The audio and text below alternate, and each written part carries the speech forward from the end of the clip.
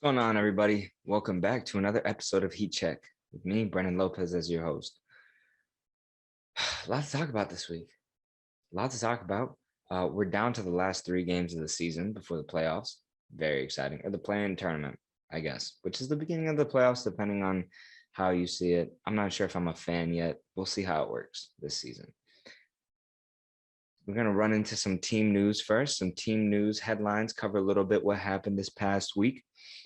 Actually, that we're going to cover quite a bit of what happened this past week.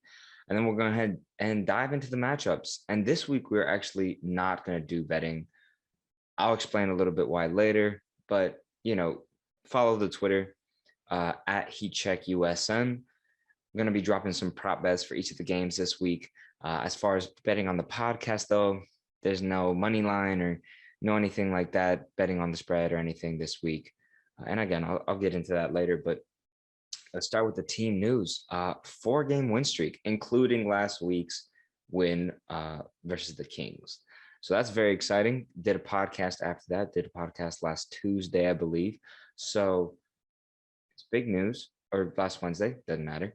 But big news, getting into this 4-game win streak. We beat the Kings by 23. We beat the Celtics by 8. Really a stressful game to watch. I'm not sure if any of you out there watched it, or you're just trying to get a report from me or ESPN or however you go about it. Did I just compare myself to ESPN? God, no.